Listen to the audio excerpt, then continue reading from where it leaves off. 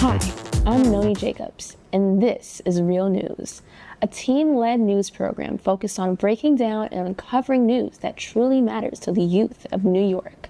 From snap cuts to rising political movements, and even a story about our fuzzy foster friends.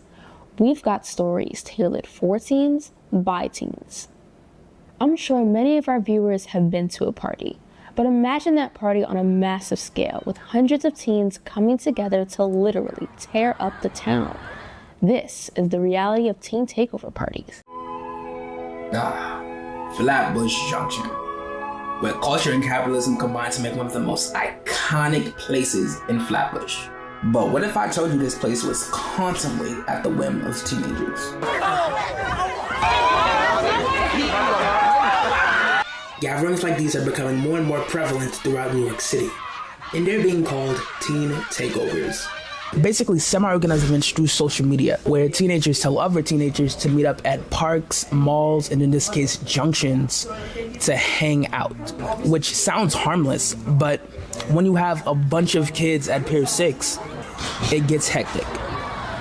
These parties are having a terrible effect on young people like me, businesses in the community they're held in. I had a sit-down discussion with somebody who's actually been to one of these events to ask them about the whole culture surrounding it. Why do you think stuff like this happens? I think stuff like this happens because kids don't have so much freedom. So when they get a little tiny bit of freedom, they do how they feel like. They do what they feel. Do you think it's like a mob mentality type thing, or do you think it's like you actively choose to do stuff like this? You actively choose, like nobody, like you always have an option to fight somebody or no. You can always walk away or you gonna really sit there and fight them. It's really up to you. How do you feel about the damage that people do to these places? Damn, the damage costs a lot of money. That's all I know. So I know that's why McDonald's said 21 and older, because that's costing them some money. Broke a few tables, they cut up the seats, they broke tiles on the floor, they broke tables onto the floor. If you had to put like a number on how much in damages they cost you guys, what would that number be? I won't be able to put a number because I'm not the one responsible for repairs and replacing these things, so it would be in the thousands because it's tables and seats. Do you feel like that ban was justified considering what we were doing there? Nah, because there will be some kids after school that go there, don't do nothing, nobody get there, get their food and leave out. And then there's the other group of kids that want to fight, chill, smoke, everything in it. Feel me? So I feel like for the group of kids that wasn't doing anything, that was unfair to them. Do you think the ban should be lifted? It should have been lifted, I ain't gonna lie. It's summertime. School not even around for all the kids that come hang out in there. Do you have a third space? First time. So what the heck is a third space? Check it out. It's basically just a space away from your two primary environments. So your first space would be home, and then your second space would be work or school. And as humans, we're very social creatures. So naturally, we just want to connect with other people. But going back and forth just doesn't do that for us usually. That's why we really need a third space. Third spaces can take on many forms, like a sporting event, church, or just some random coffee shop. As long as you're interacting socially, you are in a third space. Tell me more about your job. If you want, we could take a trip to my job and I can show you around. I would love to. All right, come on. All right. So me and JB walked over to Comic Inc. to talk to Tammy, a director there. This is Comic Inc., the local print shop. It actually started over 10 years ago. And since then, the owner, JaVale Nickel, he has found a need for the youth in the community to be involved. And so we have interns here from, youth development. And we pretty much teach them different fundamentals and skills on how to start your own entrepreneurship, how to start a business. How do you feel about most of the youth just not having a space to really be themselves? It's really unfortunate, and that's one of the reasons why we decided to take some of the interns from the summer youth program. We have such young people working here in, monumental roles. I feel like when they come and they see us, they're like, wow, she looks about my age, or Jay looks about my age, and then we're so down to earth, we're very relatable, and it feels like home to the kids, Now more than ever, kids like me just don't have a place to hang out, which is why third places like Comic Inc. are very important to the community. Just like New York, Baltimore had a problem with teen takeovers. But their mayor, Brendan Scott, put more funding into youth programs, and it made teen crime go down by a lot. States all around the U.S. are now following Brendan's example of funding teen spaces because of the good they do for their community.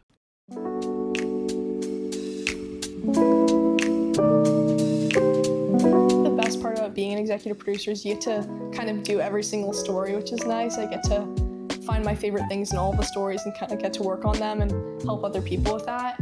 It is hard because I feel like in every job, but especially in journalism, you have to be okay with disagreement, and it's kind of about like rerouting to find somewhere where you can meet in the middle. You guys can let me know if you disagree or agree with me. Something like this, since it's had such a widespread impact, I think it'll continue to do so just because it impacts like all Americans. We want news for teens by teens. A lot of the news kind of has this aspect where it's like they'll mention like a policy or they'll mention something that's happening, but I feel like there's kind of this assumption that everyone who watches the news should like be super educated on everything, and it doesn't have to be that way. It should be way more accessible. I think that's kind of the goal with our newscast. We want it easy to digest, and we want it to be things that teens care about that also aren't talked about that much in the media. Almost 3 million New Yorkers rely on SNAP. That's almost 35% of New York's population, a massive amount of people who support our local infrastructure. People like teachers, taxi drivers, and even construction workers. SNAP provides New Yorkers with food stamps, allowing them to purchase groceries they otherwise couldn't afford. However, Trump's big beautiful bill is working to cut these benefits, leading to families experiencing food instabilities. In order to learn more about this, let's turn to Maya Marrero to find out what this really means for New Yorkers and how they are navigating this change.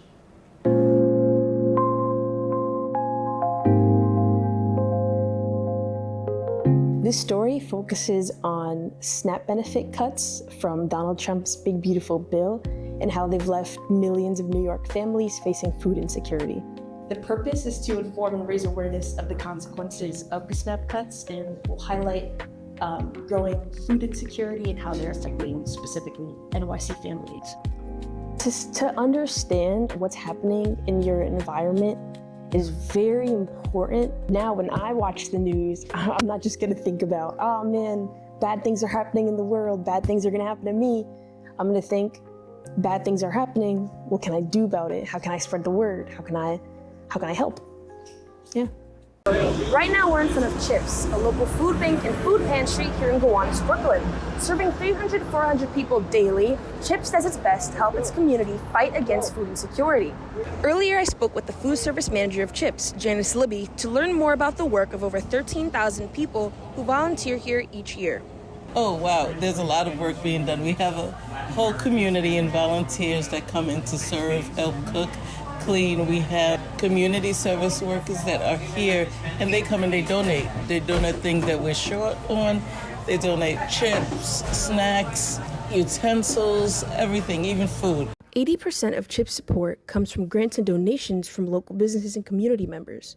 CHIPS is able to produce and serve meals without the use of SNAP benefits, a crucial resource now that families face a monthly cut on average of $100. To raise awareness to food insecurity, it's very important because not only the people that stand on the line, there are homes, there are children that go to school, there are families. So we should really try to keep funding SNAP benefits and everything because they really help the families that don't even come to CHIPS.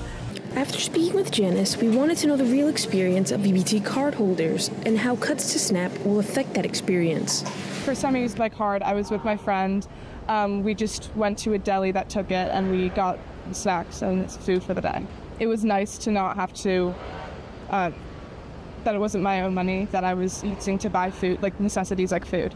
Just outside of the Bronx Human Resources Administration office, we asked an EBT cardholder what she would say to those responsible for these cuts. Please don't.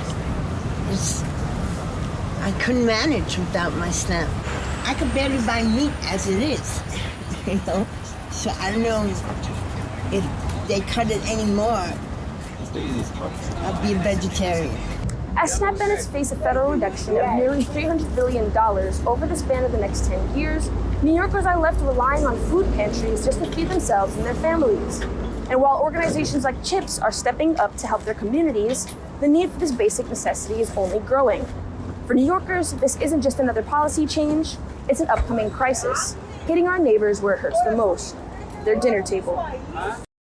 Thank you, Maya, for informing us about the impact of these difficult changes. If you are concerned about the result of these budget cuts, CHIPS and pantries across the city are here to help.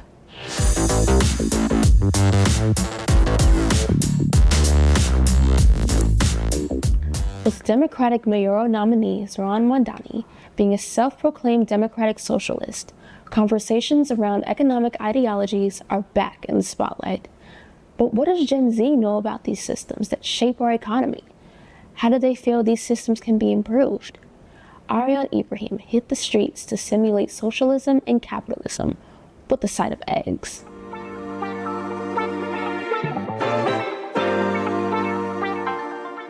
I'm mainly focused in Ariane's socialism versus capitalism story.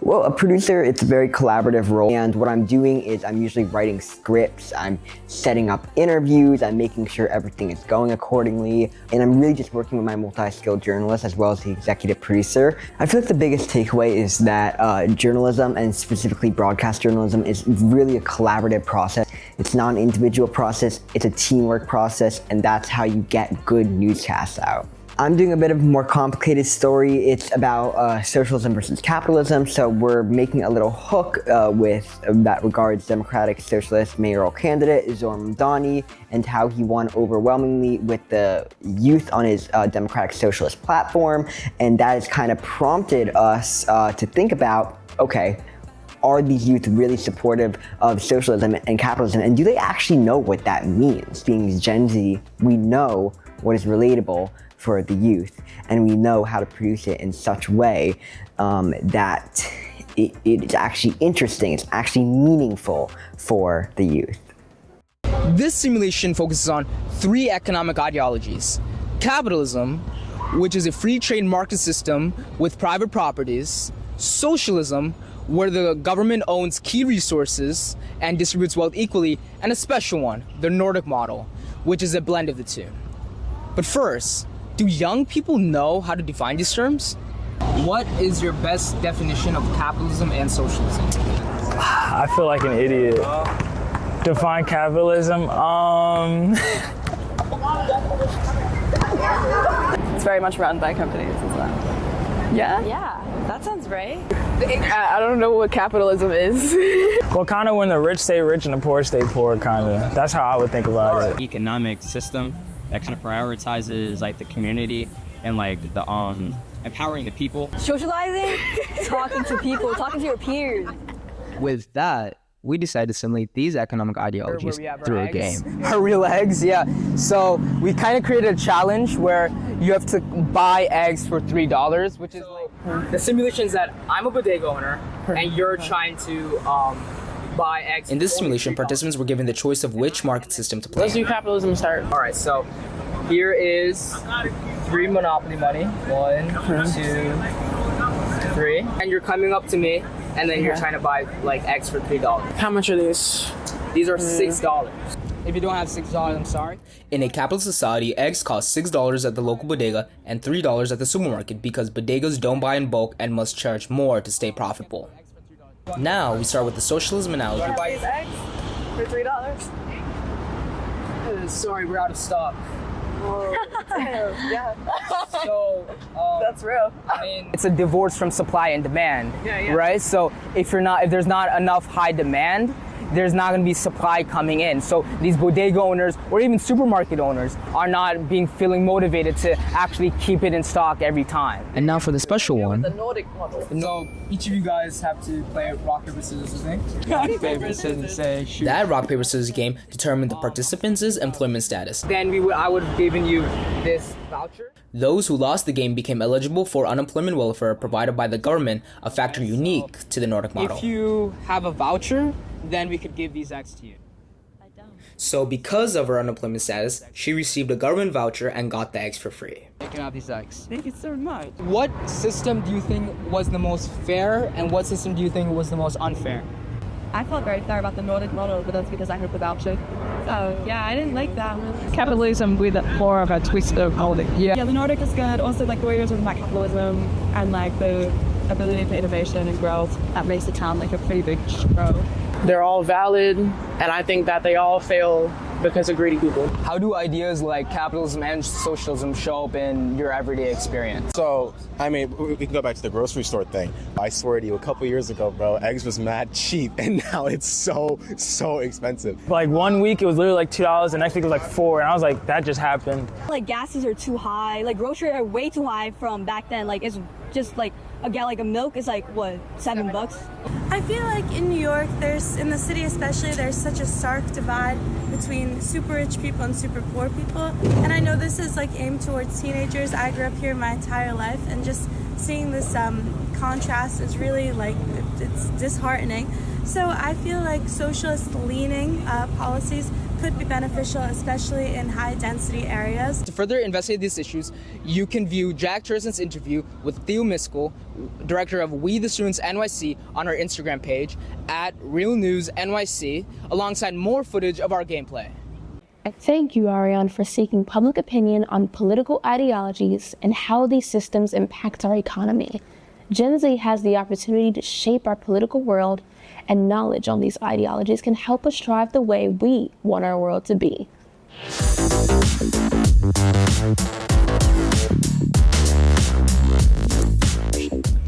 New York City has long been known as the city that never sleeps, being fast-paced, vibrant, and constantly in motion. But with that reputation also comes a history of safety concerns, especially on the subway, where approximately 4 million New Yorkers commute every day. Police are stationed across 150 stations, but complaints from riders are still heard. So, just how effective is the NYPD subway presence, and what impact are they really having? Today, I will take a closer look. Here in Brooklyn, I spoke to the people of New York and heard a theme of people saying the subway did not feel safe, regardless of the numbers allegedly proving otherwise. Miss Yolanda summed up her own subway experience. We are not safe. Everywhere we go, it's something happening, especially on the trains. With Eric Adams as our mayor, it has been reported that subway crime has gone down by 16%, along with Governor Kathy Hochul's subway initiative that was introduced in January of 2025. Approximately 750 more police officers were planned to be stationed across New York City, with their presence in an additional 300 train cars. How they be having the shootings, the thing with the person burning on fire. In downtown Brooklyn, I asked DeMonte, a Q train-riding citizen, to rate the safety of the subway. Here was his response. 1 out of 10, probably like 3. We head over to Corral, who usually rides the C train. He says that tactics officers use are not that effective. I guess they're stopping some people from hopping over, which could like stop dangerous people from being in the station, but it's not really working out that well. It doesn't really work at all. It's not very safe.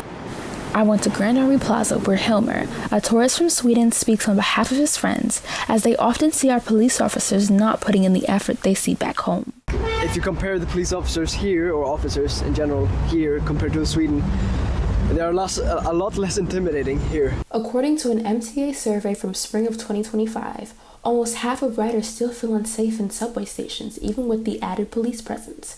We want to hear from our Gen Z viewers ages 14 to 21 on how they feel while in the subway. So check out our subway safety highlight on Instagram to tell us, do you feel safe on the subway? Can Gen Z cook it up in the kitchen? Some news sites say they can't. Let's head over to Christian Guamanuga to find out if this report is fact or fiction. Here at Real News, we not only produce news for a young audience, but we also analyze news coverage focused on Gen Z. Today, check out this news article from the New York Post.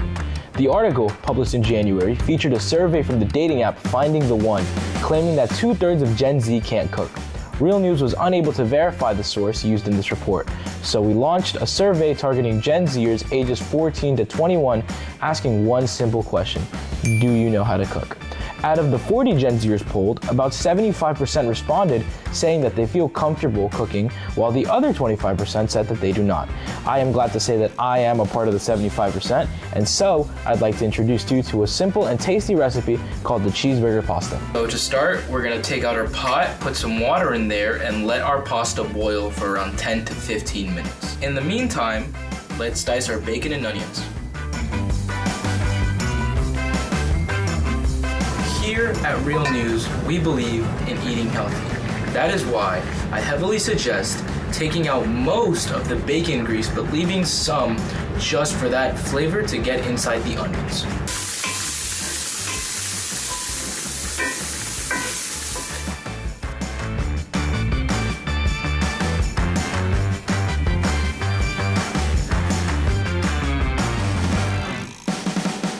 I suggest adding a little bit of heavy cream.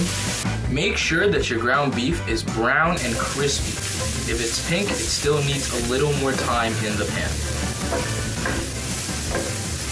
Ooh, that must be the pasta. For the best mixture, I suggest putting half the pasta in first, then stir it around a little, and then put the other half of the pasta, along with the rest of the cheese and the bacon. And if you still feel like something is missing, I also suggest adding a little bit of Rao's tomato basil sauce. I know that there are people that are recently moving on to college. I want you to know that you're not alone. This meal helped me out when I was living alone, and it brought me comfort and joy. I hope that this meal is able to do the same for you guys. If you're a Gen Zer ages 14 to 21, help our Zeta team out by scanning the QR code and answer our one-question survey. Do you know how to cook? In Kensington, Brooklyn, a well-known animal rescue organization offers a unique opportunity for you to make a dog's day. Jack Turgeson and Gustavo Quaclaqual have the story. Every week, hundreds of people are taking time out of their day to travel to Sean Casey Animal Rescue, not just looking to adopt a dog, but to walk one. From 11:30 a.m. to 5:30 p.m., Sean Casey Animal Rescue offers people ages 16 and above to take one of their shelter dogs out for a walk. Just make sure you have an ID on you to provide proof of age. As far as equipment goes, treats and waste bags are located outside of the establishment for your walk. Just get them out, get them some exercise and some love, and it's not hard, and it's a lot of fun. On our walk, we took out Katie, a blue Australian cattle dog mix who has been at the shelter for 3 months. He's a good girl. You are.